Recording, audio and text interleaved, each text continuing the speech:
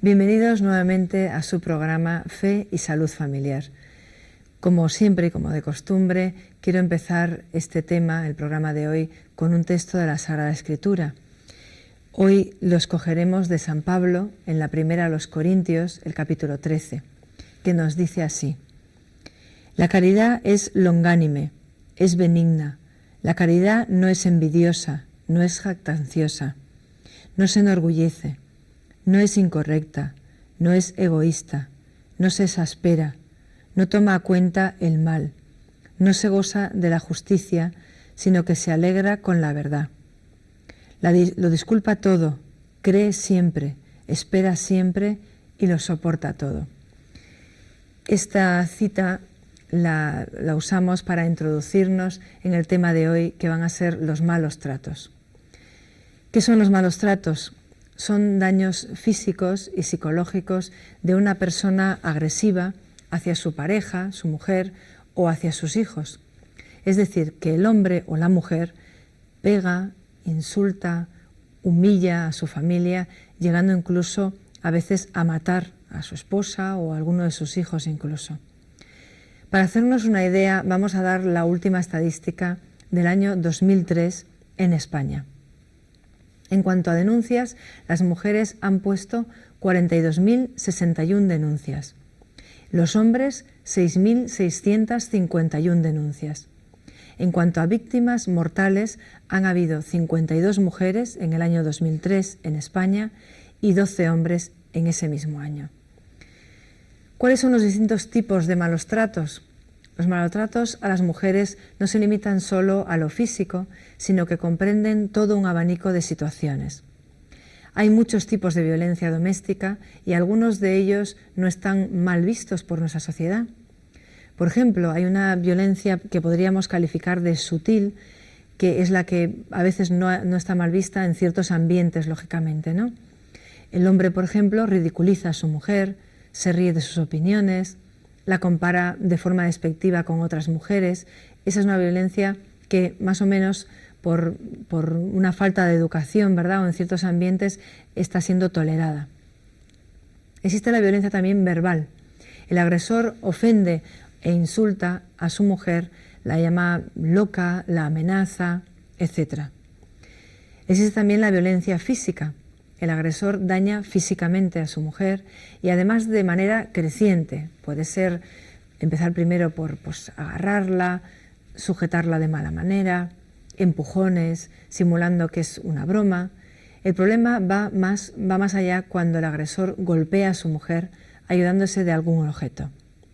Existe también la violencia sexual, cuando se realiza un abuso sexual a la mujer valiéndose para ello de una posición de fuerza y de poder. Podríamos o pueden ustedes estar preguntándose, pues ¿cómo empieza ese maltrato? ¿Dónde comienza esto? Desde luego, los agresores no empiezan por pegar a sus mujeres directamente. El comienzo de la violencia doméstica es mucho más sutil y se ve predispuesto por ciertas actitudes de los hombres hacia sus mujeres. Empiezan por controlar a su esposa a todas horas. Critican su forma de vestir, de hablar, de cuidar a sus hijos, no respetan su opinión, la comparan con otras mujeres. También existen datos de cuánto duran esos malos tratos, que también puede ser otra pregunta que ustedes se hagan. Lo que duran los malos tratos, según la encuesta elaborada por el Instituto de la Mujer en el año 2002, pues un 73% de las mujeres maltratadas aguantan los malos tratos de sus agresores durante 5 años, y esto puede llegar hasta los 10 años. ¿Cuáles son los principales síntomas de la mujer maltratada? ¿Qué vemos en una mujer maltratada? Los principales son, por supuesto, evidentemente los físicos, pero también los psicológicos, que son a veces los que peor se curan. Entre los más frecuentes se encuentran los cambios de ánimo, las ganas de llorar permanentes, dolores de espalda y articulaciones. En su interior, la mujer maltratada se siente fracasada, se siente culpable por haber sido atacada, le parece que lo que le pasa a ella no es anormal, pierde la confianza en ella misma y en los demás y cae con facilidad en depresiones, trastornos de ansiedad, estrés, aislamiento, etc. Muchos también se formularán la pregunta de por qué no se van de casa, por qué no se marchan después de todo este maltrato y este ambiente tan tremendo. Esta pregunta, sin duda, es de las más difíciles de comprender cuando hablamos de malos tratos en el hogar.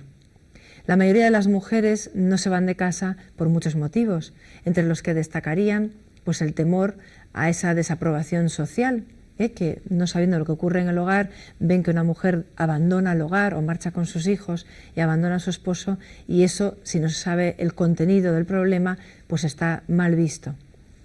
Así como el perder a los hijos, posiblemente, perder el propio hogar, la propia vivienda, quedarse sin recursos económicos, porque según las estadísticas o la última encuesta, pues un 64% de las mujeres maltratadas no tienen empleo fuera del hogar, por tanto, lo económico sería realmente un descenso muy importante para ellas. También el temor a perjudicar a sus hijos, a ser incapaz de darles lo que necesitan, temor a las represalias físicas del marido después de irse de casa, pues sentirse también amenazadas, aunque estén en un sitio diferente o lejano incluso, pues siempre queda ese miedo. Y luego también podríamos preguntarnos cuál sería el perfil psicológico del maltratador, de la persona que maltrata. Normalmente se encuentra que esa persona también fue víctima o testigo de malos tratos. La mayoría de estas personas, de maltratadores, proceden de familias donde se han dado malos tratos, habiendo pues, sido víctimas o cuando menos testigos de estos. Esta persona aprendió en su familia a ser violento, adoptando la violencia como una forma típica de relacionarse y de conseguir aquello que se desea. Es una persona que aspira por medio de la violencia a ejercer poder y control absoluto sobre su esposa, no solo en lo que hace o deja de hacer, sino también en sus pensamientos y sentimientos más íntimos. Quiere entrar ahí, en los propios pensamientos de esta persona, de esta víctima. Se considera también con derecho a saber todo sobre ella, sobre su esposa. Considera a su mujer pues, como una posesión suya y no como una persona pues, con vida propia. Esos maltratadores tienen baja autoestima, lo cual coexiste con sus actitudes amenazantes y omnipotentes, reforzándose y confirmándosele con cada uno de los actos de violencia que hace o que produce, porque perciben que dicha autoestima y su poder se encuentran permanentemente amenazados y ante la sospecha de la pérdida de control intentan pues, retomarlo a través de la fuerza. Ocultan esa baja autoestima, ese complejo muchas veces de inferioridad con esa fortaleza, esa ira y esos malos tratos. Muestran una actitud externa autoritaria que oculta realmente su debilidad interior. Al no reconocer la responsabilidad de sus actos porque no lo reconocen, no razonan, difícilmente piden ayuda para resolver sus problemas. No creen tener problemas, creen que los problemas o el problema es su mujer, el comportamiento que tiene y que es la que realmente es culpable. Suele tener una imagen negativa de sí mismo, aunque nunca lo va a confesar.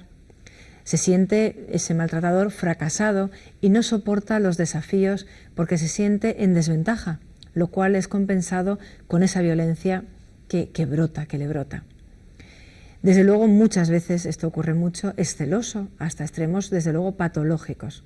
La mayoría de actos violentos se inician ante el miedo de que su mujer le va a abandonar. Esto, si lo supieran, ¿verdad?, las víctimas no actuarían como están actuando, pero este es el fondo y el perfil psicológico del maltratador. Normalmente también tienen dificultades para expresar sus sentimientos y emociones por considerarlo signo de debilidad, lo cual llega a que los conflictos sean resueltos violentamente por no saber hacerlo de otra manera. Se encuentran emocionalmente aislados, ya que no cuentan con nadie o con quien hablar de sus problemas o de sus sentimientos. El maltratador es manipulador y nunca reconoce sus errores. Suele vigilar y controlar las actividades de cada uno de los miembros de la familia. El maltratador da mucha importancia a la educación rígida, incluyendo pues, castigos, correcciones, ejerce su poder autoritario y controlador dentro de la familia pues, sobre normas, cuestiones económicas, decisiones. Da la impresión de ser una persona que tiene muy claro cuáles son las normas y las reglas en una casa, en una familia, pero claro, la forma de expresarse es totalmente autoritaria y fuera de lugar. Utiliza la agresividad para conseguir todos sus logros. Se comporta de manera diferente en lo privado y en lo público, por eso atrae a mucho engaño. Tienen una imagen de persona amistosa y correcta, y esto lleva a que los familiares y vecinos consideren a la mujer, cuando confiesa lo que está ocurriendo en su casa, pues exagerada e incluso histérica. Esta imagen de hombre respetable se acentúa más si éste tiene pues una profesión como abogado, médico, juez, economista, etc. Minimizan y niegan todo lo que está ocurriendo en la casa, consideran de poca importancia las agresiones a la mujer e incluso eso, las niegan. Siempre busca la culpa en el otro, en la mujer o en los demás.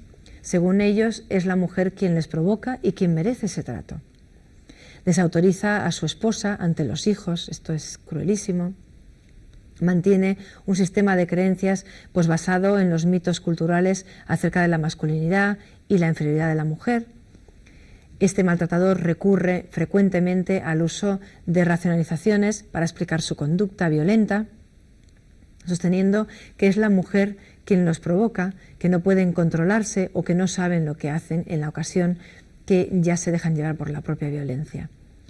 Manipulan a los hijos e hijas apareciendo ante ellos pues como víctimas de los caprichos de la mujer. Bueno, también se preguntarán, ¿y cuál es el perfil psicológico del maltratado o de la maltratada? ¿Cuáles son sus características? No existe un perfil si tenemos en cuenta que cualquiera puede verse en esta situación. Lo que sí se ha observado es que las mujeres que pasan por ello cuentan con unas características bastante parecidas, bastante comunes. No se puede identificar al maltratador como un hombre y a la maltratada como mujer, aunque lo estamos llevando a cabo a lo largo del programa, pero las cifras desde luego se inclinan a estas consideraciones. A pesar de ello, las características que en adelante vamos a citar de las mujeres maltratadas son aplicables en el caso de los hombres y también en el de los hombres cuando son, o las mujeres cuando son las que maltratan.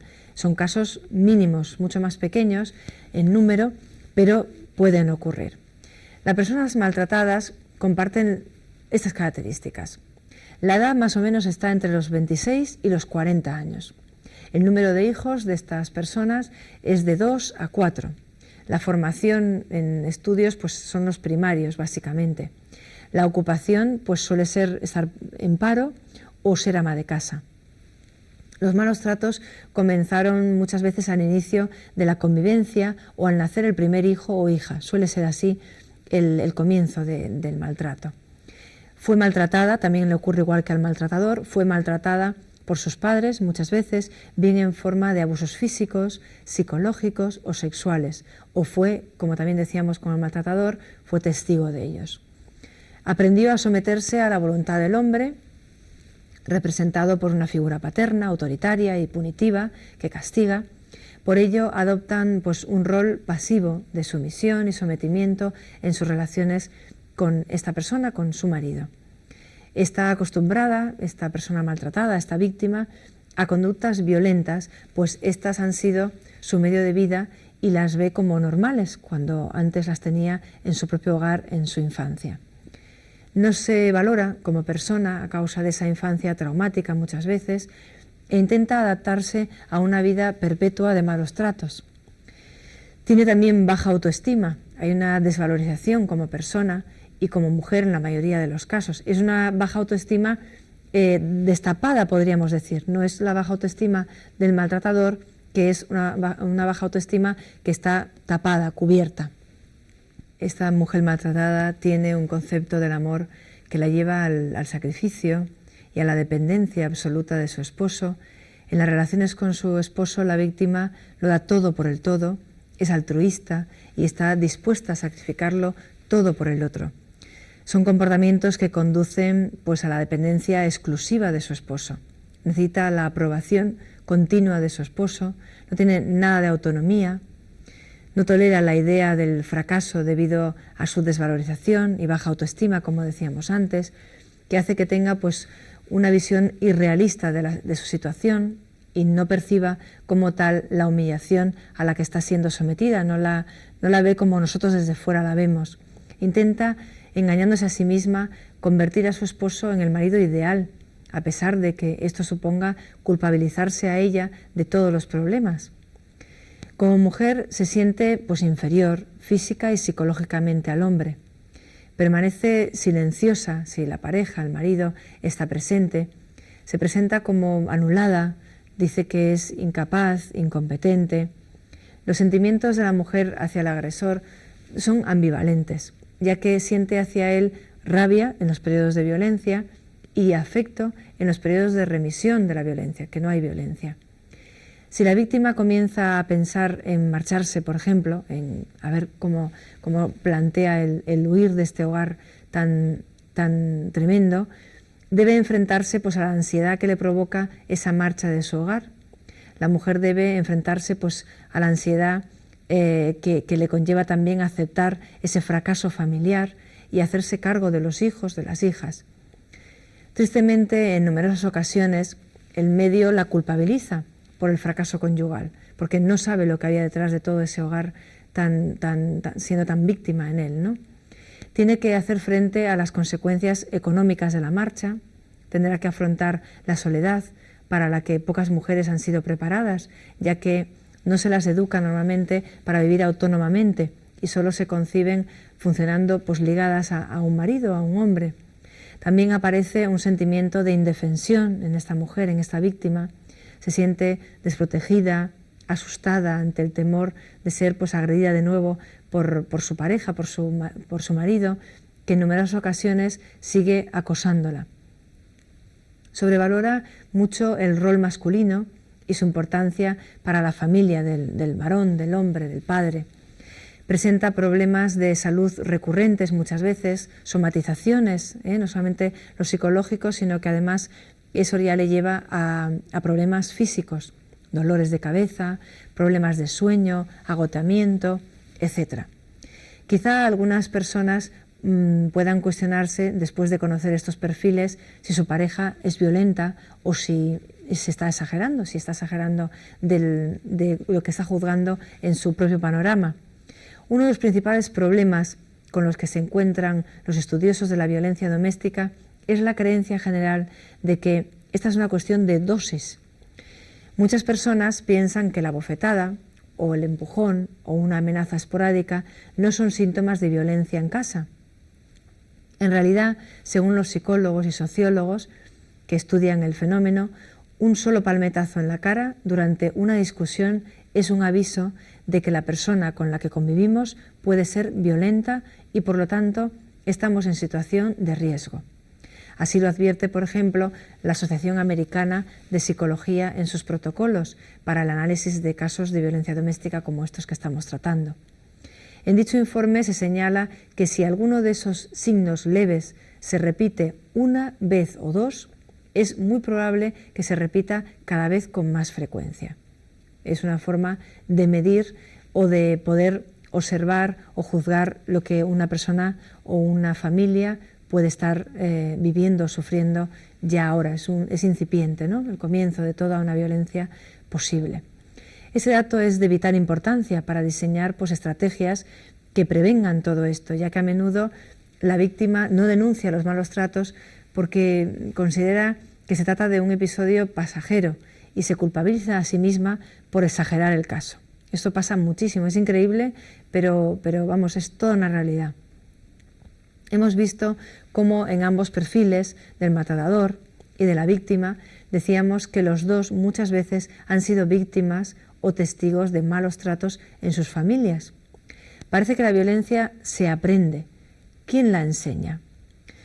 Una tendencia fácilmente detectable a la hora de estudiar la percepción que tienen de la violencia los ciudadanos occidentales es que surgen con facilidad cabezas de turco a los que culpabilizar. Por ejemplo, los medios de comunicación, todas estas películas de violencia, el relajamiento, la laxitud de las leyes, la escuela, suelen ser los primeros en la lista de presuntos culpables. Pero esto no es más que la consecuencia del olvido de la realidad objetiva, de la pura realidad, que nuestro propio comportamiento, el de cada uno de nosotros, en cualquier momento de nuestra vida, tiene una influencia decisiva en el modo en el que los demás se comportan o se pueden llegar a comportar. En otras palabras, que la violencia se aprende en el entorno. El aprendizaje de conductas agresivas es un proceso complejo que a menudo se desencadena de manera inconsciente. Cuando en el hogar los padres se muestran agresivos en las discusiones, cuando, por ejemplo, se exige a los niños que sean duros en el colegio, que se sepan defender de los intereses de sus compañeros o de sus propios intereses y que se defiendan con uñas y dientes en el patio, en el recreo, cuando se convive con armas o se utilizan discursos pues, muy radicales en nuestras conversaciones, de alguna manera se está actuando como un auténtico maestro de futuras mentes agresivas. Hay que tener muchísimo cuidado con estos detalles porque no sabemos quién tenemos a nuestro alrededor que lo esté captando, sobre todo nuestros hijos, nuestros pequeños. Muchos de ustedes se pueden preguntar si los malos tratos son causa de nulidad matrimonial. La Iglesia considera que el maltrato no es motivo de nulidad matrimonial. ¿Qué podríamos decir sobre ello? Lo que hace realmente nulo un matrimonio es que la causa de nulidad esté vigente, esté viva cuando se casaron estas personas. Por ejemplo, casarse con una persona que carece de uso de razón hace nulo un matrimonio. Pero casarse, como ha sucedido en la vida real, con un hombre al que le gustan, pues, por ejemplo, las carreras de coches, y en el viaje de novios los dos van a un rally en el que un coche sale disparado y la Honda colisiona contra la cabeza del marido y le deja con una enfermedad crónica, con un problema psíquico para toda su vida. Eso no hace nulo el matrimonio porque es válido desde su origen. En el maltrato físico o psíquico, un buen especialista lo que tendrá que hacer es buscar la causa. ¿A qué se debe? ¿A un trastorno de personalidad? ¿A una grave enfermedad psiquiátrica? ¿A una personalidad descontrolada o explosiva? ¿O por el contrario, una personalidad pasiva que también tiende a agresiva? ¿Desde cuándo padece esa grave enfermedad psíquica este cónyuge? ¿Esa enfermedad le hace incapaz de ser un buen esposo, una buena esposa, un buen padre o una buena madre? Es decir, como procede el buen médico especialista, habrá que indagar hasta la raíz, habrá que ir hasta el fondo para determinar si existe o no causa de nulidad en ese matrimonio. Los problemas graves, igual que las enfermedades graves, no se curan desde la superficie. Hay que llegar a la causa para poder poner el remedio adecuado. Decir que la Iglesia concede la nulidad, que se está oyendo mucho, como oímos, leemos en artículos, oímos en tertulias, en televisión, en radio, etcétera, o en la prensa del corazón ahora tan abundante, eso no es correcto. La nulidad no se concede, no se hace, no se consigue. La nulidad está ahí desde el principio. Si no, no habría nulidad. El vínculo matrimonial no se anula. La nulidad se declara, eso sí se puede decir, se reconoce tras las averiguaciones pertinentes, como también decíamos antes. Para ayudarnos en este tema vamos a citar el Código de Derecho Canónico,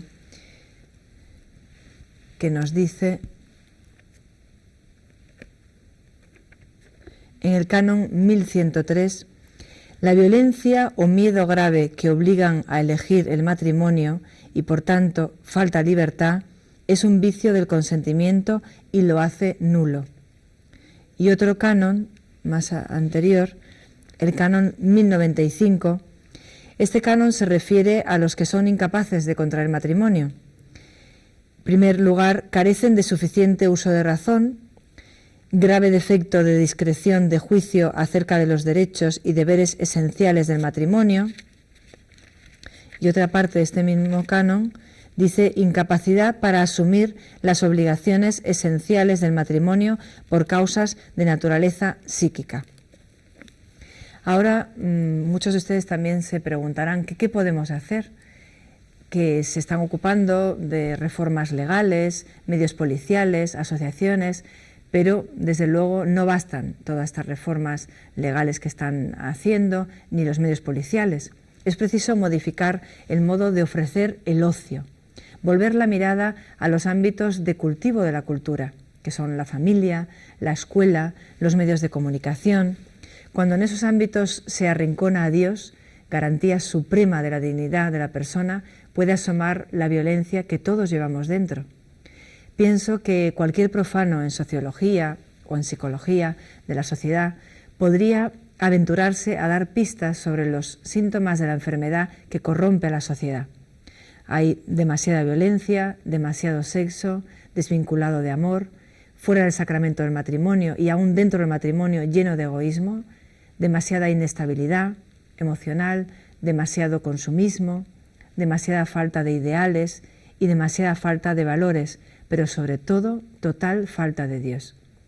¿Cómo podemos prevenir esto? Yo diría que desde la infancia, disfrutando de una familia que vive y procura la paz a su alrededor. Con esto ya estaríamos previniendo los malos tratos. Pero me dirigiré a una etapa más cercana, la del noviazgo. Igual que para entrar a formar parte de una empresa, nos obligan muchas veces a realizar largos cursillos para conocer mejor nuestro futuro puesto de trabajo y, por tanto, desde luego, rendir al máximo para que así siempre estén contentos con nosotros. Así debería ocurrir durante el noviazgo. Sería muy prudente asistir a unos cursillos prematrimoniales de no menos de 1 año de duración, por ejemplo. ¿Por qué no?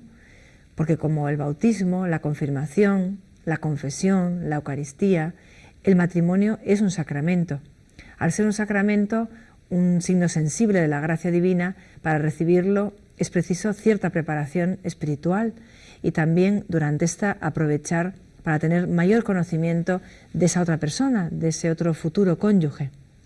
Para estos novios, el curso prematrimonial no ha de ser un trámite más de la desabultada agenda prematrimonial que tantos jóvenes tienen para preparar su boda, sino la ocasión de devolverle su verdadero valor a ese sacramento. Este cursillo sirve también para concientizar a la pareja sobre el paso que está por dar y para hacerlos reflexionar sobre otros temas como los hijos, la educación de estos, entre otros.